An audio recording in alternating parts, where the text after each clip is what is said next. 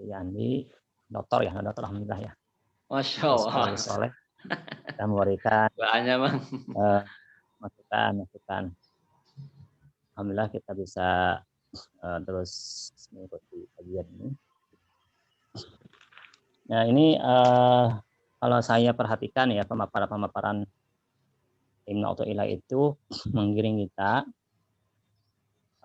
bisa menggiring kita untuk meyakini bahwa kita itu sebagai hamba dan Allah sebagai Tuhan ya. Tadi yang disampaikan oleh Mang Andi tentang konsep teori mentauhidkan Allah ya. Itu salah satu bagaimana kita menimbulkan dalam diri kita bahwa Allah punya hak sebagai Tuhan gitu. Nah, itu digiring oleh Ibnu Athaillah bagaimana kita itu terus bisa memahami siapa kita dan siapa Allah gitu. Dalam perjalanan ini, dalam mencapai tujuan ini, maka berbagai makalah disampaikan oleh Ibnu Athaillah, masuk cara berpikir kita dirubah, di mindset dirubah. Tentang itu amal, bahwa amal itu seperti apa? Seperti tubuh yang belum berisi apa-apa, dia bisa bernyawa dengan ruhnya ikhlas, baru bisa hidup itu si tubuh itu. Begitu, ini bahasa-bahasa memang bahasa-bahasa untuk menggiring kita bisa memahami siapa kita dan siapa Allah. Lalu juga kemarin sudah disampaikan bagaimana kita kalau untuk sebagai orang yang menempati suatu posisi, apakah tajrid atau asbab gitu kan. Itu salah satu langkah untuk menggiring kita siapa kita, siapa Allah.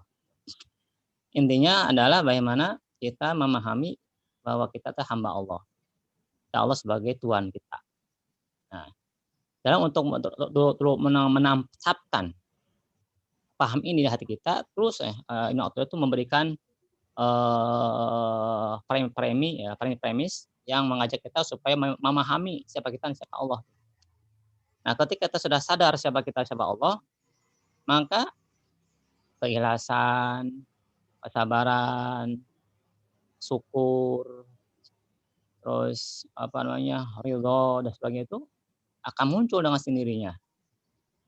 Itu sasaran yang mau digapai atau dicapai oleh Ibnu dalam mengarang kitab Athaillah ini. Nah, sehingga di situ dalam pemaparan selanjutnya itu ada mengandung hal-hal yang kita bergelut dengan adab ya. Adab sebagai hamba dan bagaimana kita berhadapan dengan Tuhan kita ya Allah SWT. Terus tuh dimunculkan sesuatu yang memang terus merubah mindset kita supaya kita berpikir bahwa kita sebagai hamba dan Allah sebagai Tuhan kita. Yang tadi humul ya, Irfan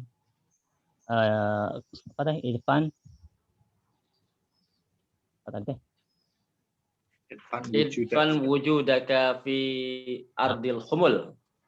Ya, Irfan wujudaka fi humul, tanamkanlah di wujud kita di bumi. Humul itu kalau Ustaz kalau ngomong humul itu persembunyian, kesepian, kesunyian ya. Kita suka ngomong kalau ngaji itu harus humul orang teh katanya. Oh, udah jadi bahasa Sunda, Bang. Berarti kalau Ustaz menerangkan tentang Ma'udubinu, amalnya humul orangnya, nggak mau terkenal gitu. Oh. Sudah menjadi bahasa kita sehari-hari ya, humul itu. Ada hilim itu nggak mudah marah. Hilim, sama juga hilim itu bagus, hilim itu. Humul itu adalah yang terkenal, itu kebiasaan ulama. Kalau kita enggak, kita nggak mau humul, pengen terkenal aja. Kita mau habis pagi, tapi di upload di YouTube atau di mana gitu kan. Nah, itu berarti kita nggak mau humul itu. Ingin syaharo, ingin terkenal gitu. Nah, itu biasa kita bahas dalam hikmah yang selanjutnya kita harus menyembunyikan itu dari kita gitu. Kita habis ngaji ya kan, atau kita baca ceramah, kita foto lalu di-share di Facebook gitu. Itu humul itu. Nah, memang sih bahayanya kalau kita begitu memang terserangnya pria sama ujub gitu. Makanya lebih aman kalau kita humul. Dan, beliau itu juga ahli ini ya, ahli, pertanian ya. Kalau biji nggak ditanam di tanah nggak akan tumbuh itu, tumbuh juga nggak bagus tumbuhnya, tumbuh sebentar nanti lama-lama mati.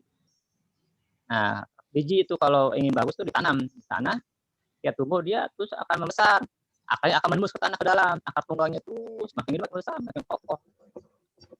Makanya kalau seseorang beramal itu ingin tidak humul, ingin terkenal, maka nggak kokoh itu amalnya, bisa goyang, bisa jatuh, bisa mati. Nah, karena akan terkena penyakit ria. Dan setan terus mengingin kita, apa namanya, menggoda kita. Kita berangkat kita di setan tuh digoda kita untuk dinyatakan di depan orang atau di umum. Nah, ketika kita terganggu atau tergoda dengan setan, maka kita menyatakan ke umum, maka hilang pahala itu. Pelipatan pahalanya hilang ketika sekali kita itu menyampaikan amal kita kepada halayak ramai. Hilang tuh pelipatan, mudaatnya amal kita hilang. Nah, lalu setan menggoda lagi supaya kita disampaikan lagi kepada orang lain bahwa kita sudah beramal. Nah, kedua kali itu udah hilang amal solehnya tuh, nggak ada sedikit. Tadi pelipatannya pertama, yang kedua tuh hilang amalnya, nggak ada pahala. Karena sudah ria. Apalagi kita suka berkali-kali, 2 kali, 3 kali, 4 kali, berkali-kali malah udah hilang sekali itu. Nah, itu bahaya kita itu kalau amal kita dinampakkan. Makanya kata idfan wujudaka fi adfan. Benamkan dirimu, amal kamu maksudnya itu di bumi umul, nggak terkenal. Gitu. Karena kalau suatu tanaman yang ditanam di bawah tanah, maka akan tumbuh baik, bagus buahnya. Sama kalau kita beramal, lalu ditanam, tidak dimasukkan, maka itu amal itu akan bagus buahnya. Nah itu